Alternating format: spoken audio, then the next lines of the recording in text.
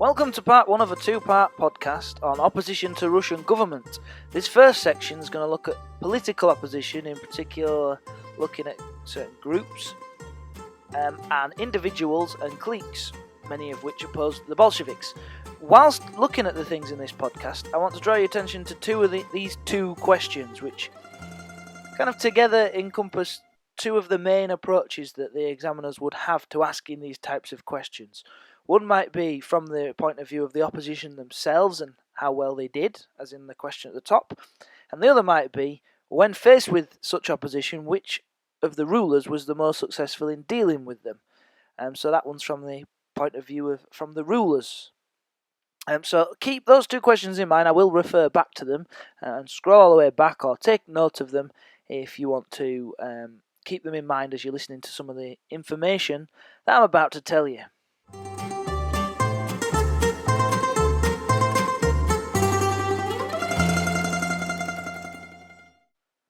So, opposition groups. Who were they and what did they do? Well, we'll start at the start. Obviously, in the exam, you can't be writing in chronological order. That won't work. You need to be writing in themes. But for the purpose of this the purpose of this podcast, we're going to go chronologically to some extent, just so it makes a bit of sense. So the reign of Alexander II saw the birth of a number of opposition groups, with the original group, from which many other groups sprung, maybe a bit like the Beatles to all the other groups that came after them, were the Populists, or if you're Russian, the Narodniks. Some historians argue that Alexander II's period of relative liberalisation, relative that is to his father before him, Nicholas I, and his reactionary son after him, Alexander III, the relative liberalisation led to conditions in which the growth of revolutionary groups was likely. That's the argument of some historians. Intelligent people, interested in politics, were given a voice, but no real power, so they used their newfound voices to, speak of their grievances against the system. The relaxation of censorship under Alexander II meant that books like Chernyshevsky's book What is to be Done could be widely circulated. The introduction of the Zemstva meant that what became known as the third element could develop. The third element being essentially the people who could act on local government, but complained that the central government needed to be more representative too. The Narodniks were influenced by the teachings of Karl Marx. One of the leaders of the Narodniks, apart from Chernyshevsky, was called Lavrov, and he decided to organise a campaign in 1873. Remember, you need to have some dates in your exam, so 1873 is one you could be writing down. So Lavrov organised something called Going to the People, in which about 4,000 university student volunteers went around the countryside trying to tell peasants what they could potentially do about their terrible lives. This group became known as Land and Liberty in 1876. There's another date for you. But the whole idea didn't really take off. Surprisingly, the peasants didn't like being told by intellectual students, who, because of the entry criteria, must have been middle or upper class, didn't like being told how terrible their lives were and how they should act to sort it out, and the group began to fall out about what to do next.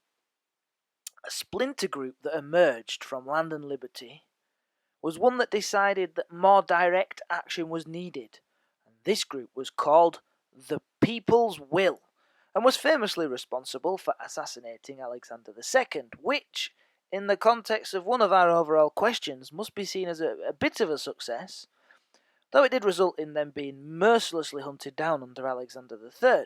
So maybe not such a great success after all, perhaps a bit of a short-term success.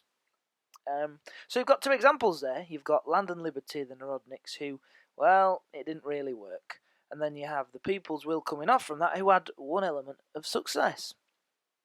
Perhaps in reality the biggest success of the People's Will, and maybe Land and Liberty and the Populists, was that they all inspired other people to take action, and new groups arose that were to be particularly important in the following years: the Socialist Revolutionaries and the Social Democrats. One thing of note is that both the Socialist Revolutionaries and Social Democrats split into two other groups. Famously for the Social Democrats, these were the Mensheviks and the Bolsheviks. A bit less memorable is that the SRs split into the left Socialist Revolutionaries, which wanted to carry on with political assassinations in the tradition of the people's will, and the right Socialist Revolutionaries, who wanted peaceful means to cause change. So we've got we fight, we've got peaceful means. The left SRs, the violent ones, managed to kill Grand Duke Sergei, Tsar Nicholas's uncle and advisor, so they could also boast some measure of success. In addition to winning the elections, of course, the Socialist Revolutionaries won the only free elections of November 1917. Of course, that sounds really successful. However, Lenin, who still had the power of the army, proletariat, and sailors behind him, simply called the election process bourgeois and ignored the result. So, not that successful. But you could argue that the Socialist Revolutionaries had some success. The Social Democrats started by trying to gain concessions within the system that already existed. They would help to organise strikes and things, but Lenin and some of the Social Democrats became impatient and claimed that revolution was needed because nothing was changing as much as it needed to under the current system. And he thought this revolution could be led by a vanguard of the revolution. Interesting enough, it had Lenin in that vanguard of the revolution.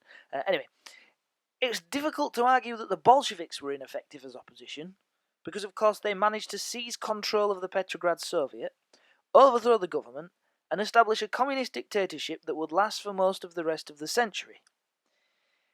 It's especially difficult to argue that all opposition was ineffective when you consider that two of the groups, Mensheviks and Bolsheviks, the Bolsheviks were actually the smaller group. So in the context of the first question that I showed you at the start, I would really struggle to argue that all opposition was ineffective when this, not one of the even biggest opposition groups manages to seize control. Rewinding a little bit, after the 1905 revolution and the establishment of the State Duma, other less outright revolutionary groups also began to gain support, such as the Liberals, who wanted Russia to be governed on similar lines to Western European nations, such as Britain. It's debatable whether or not they had much impact, though the Liberals did make up part of the State Duma, and maybe had influenced some of the more liberal laws passed by Nicholas II, along with the rest of the Duma.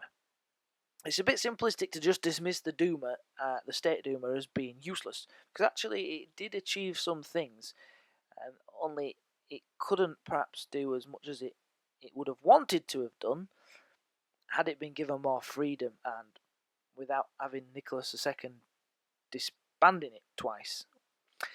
Other groups that gained in popularity and support after 1905 were the Cadets and the Octoberists, both of which I would probably lump in with the Liberals in a module such as this, as examples of moderate, less revolutionary groups that were willing to work with the Tsar in the State Duma to get change.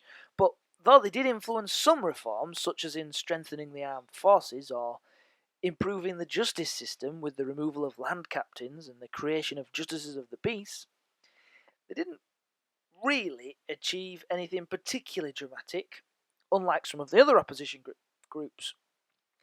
A point probably worth mentioning before we move on to look at opposition in 1917 and afterwards is that there were clearly quite a number of opposition groups with different ideas about what they wanted and or how they wanted to achieve it. And this in itself might be one key reason why the opposition did not enjoy much success from 1855 to 1917. If they'd have all joined and worked together for the same goal and pulled in the same direction, maybe they would have had more success earlier on. But even still, it's hard to argue that all opposition groups were ineffective from some of the points I've just said.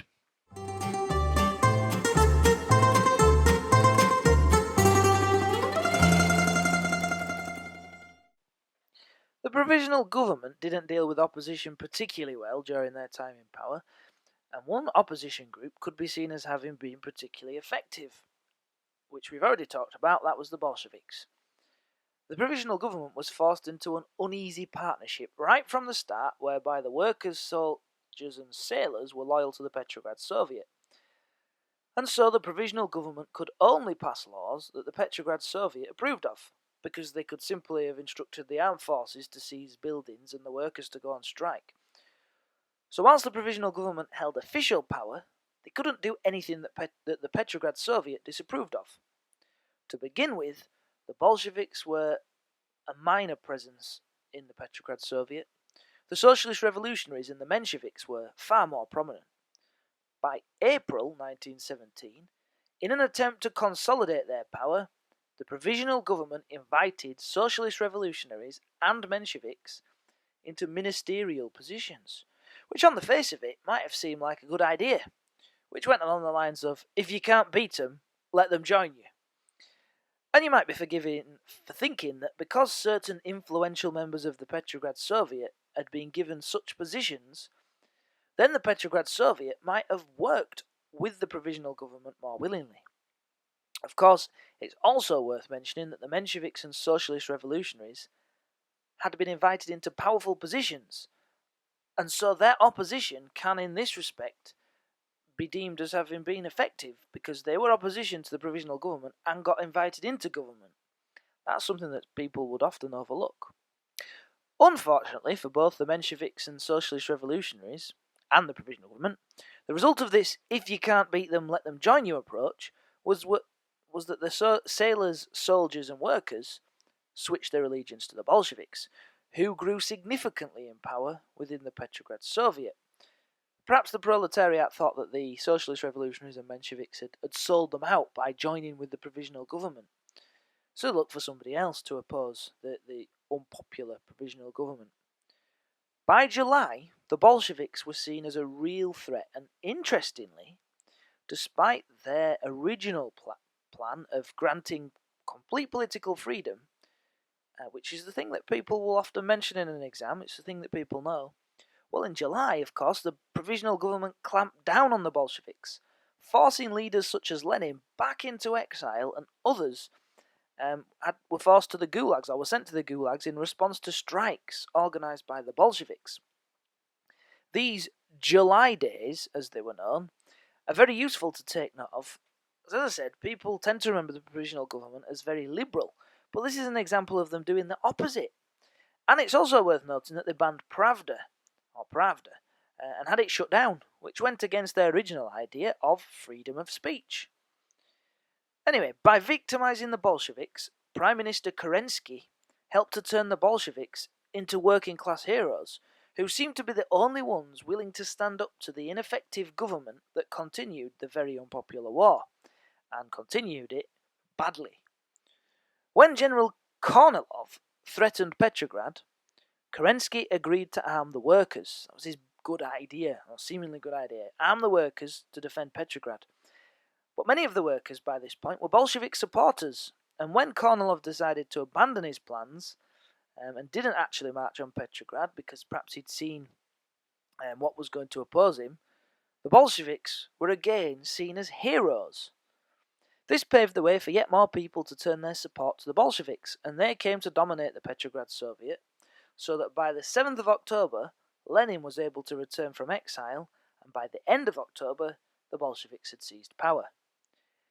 It is, in my opinion, impossible to describe the Bolsheviks as totally ineffective in opposition, because they managed to take power. It's quite possible to describe the Provisional Government as having been naive in their willingness to allow opposition groups to prosper at the same time as they were pursuing policies that they must have known were quite clearly unpopular.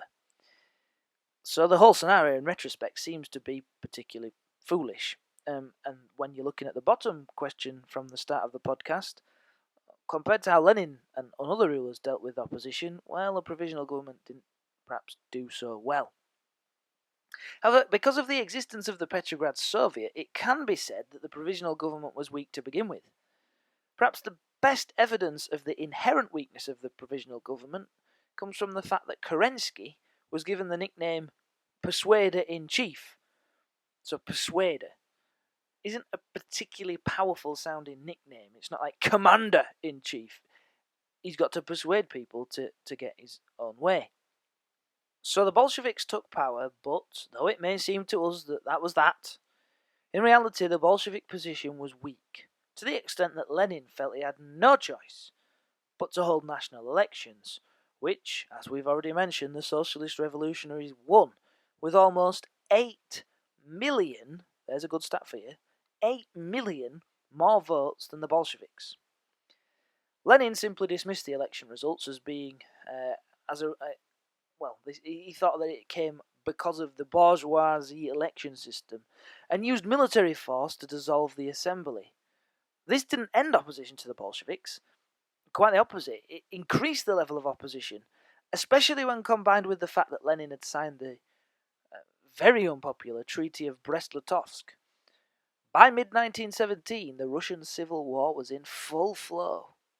The Russian Civil War was a complicated conflict with various groups that opposed the Bolsheviks, fighting to overthrow them, but never really fighting together.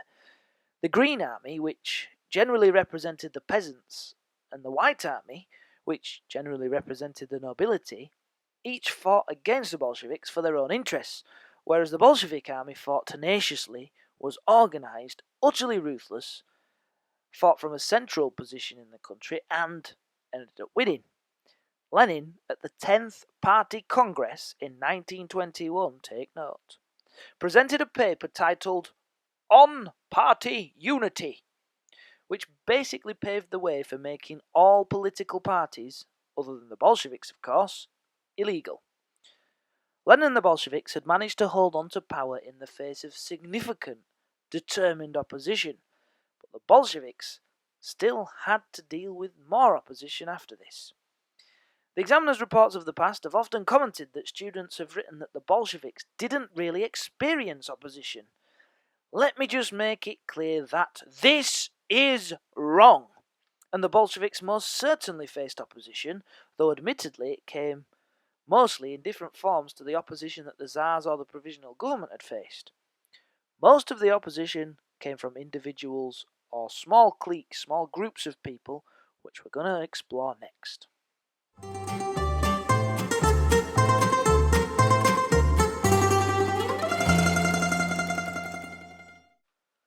To begin with, the leading Bolsheviks often argued, and are referred to by historians, who happen to love a good label, as left and right Bolsheviks. Kamenev, Zinoviev, and Rykov were the first clique that offered any notable opposition, as they pushed for other socialist groups to be allowed into the government after the October Revolution. They must have hoped that this would ensure popular support for the new regime, but Lenin would not allow it, and they were denied. The left Bolsheviks were aghast at the signing of the Treaty of Brest-Litovsk, and later they were similarly horrified by the new economic policy, which they saw as a betrayal of the revolution. In both cases, Trotsky was the main voice of the left Bolsheviks. On both occasions, Lenin just carried on the path as he wished, and this opposition from within the party was not very effective at all. As Lenin's health began to falter, leading communists began to vie for power, and Kamenev, along with Zinoviev, were quite willing to side with Stalin to try to prevent the rising power of Trotsky. All three of Kamenev, Zinoviev, and Stalin were known as the Troika, Troika. However, with Trotsky discredited and Stalin clearly emerging as the most powerful figure in the party, Kamenev and Zinoviev decided to switch against Stalin. But it was too late, and both were removed as secretaries of their local party. This obviously annoyed them, because they formed the United Opposition Group alongside Trotsky. And the result was they were expelled from the Politburo, and Trotsky was forced into exile, later to find his death at the hands of an NKGB agent with an ice pick in his head, whilst Kamenev and Zinoviev were both executed after show trials during the Great Terror of the 1930s. Clearly this opposition wasn't very effective. But it was clearly an example of opposition, and something you could write about instead of saying Stalin didn't face any opposition, as some people seem to think, according to the examiner's reports. Another leading communist was particularly vocal in his criticism of collectivization. He was known as Bukharin, Bukharin, and the result of his opposition was that he was removed as editor of Pravda and from the Politburo in 1929. Throughout the 1930s, it's difficult to establish any specific opposition because Stalin's policies revolved around denouncing, imprisoning, or executing anyone who might possibly have been opposition at any time in the future. This time was known as the Terror, or even the Great Terror. It included de-Kulakization, show trials of people such as Zinoviev and Kamenev or Bukharin, and the much less threatening punishment of revoking the membership to the Communist Party of people who Stalin disapproved of. Not so threatening, but still a punishment that would have been quite significant because membership to the Communist Party meant certain privileges. By the time of Stalin's death in 1953, there were an astonishing, mind-boggling 5.5 million people in the labour camps, compared to just 11,000 in 1959, 6 years later, after Khrushchev's rise to power and the de-Stalinization had started to take hold. Rewinding a little bit, Stalin, once firmly in power, would not tolerate any opposition whatsoever, but Khrushchev did relax things. It's wrong to argue that Khrushchev was a liberal ruler. He wasn't. He was still an authoritarian dictator. He was just more liberal than Stalin, and arguably able to be more liberal than perhaps even Lenin, who had to deal with opposition fairly ruthlessly in the circumstances of conflict that he found himself in, surrounded as he was by many opposition groups. Khrushchev was still willing to oust opponents such as Beria, who was executed, but mostly he preferred to humiliate people who attempted to stand up to him. For example, Malenkov, Bulganin, Molotov, and Kaganovich formed what became known as the Anti-Party Group. Well, they ended up expelled from the Politburo in 1957. None of them were executed, but instead were given humiliating positions, which I think is far more harmless and quite a funny way of dealing with opposition. So, Malenkov, once a man who was seen by many as a future ruler of the Soviet Union, became manager of a hydroelectric plant in Borat's home country of Kazakhstan, and Kaganovich was made the manager of a small potassium factory in the Urals. It must have been really, really annoying, and I always imagine a Dmitry or an Ivan working away at the factory or hydroelectric plant in which they've sweated away decades of their life, only for one of the most famous, powerful Communist Party officials of all time turning up as their boss, out in the middle of nowhere. So that's part one of the podcast on opposition to Russian government. In the next podcast, when I get a chance to record it, we're going to look at opposition from peasants and opposition from workers, and some of the methods in which the rulers dealt with opposition, like censorship and propaganda, and some of the secret police that they used. Remember, you pause, rewind, write down notes, listen to this over and over again before your exam. I hope you find it useful, and good luck with your revision.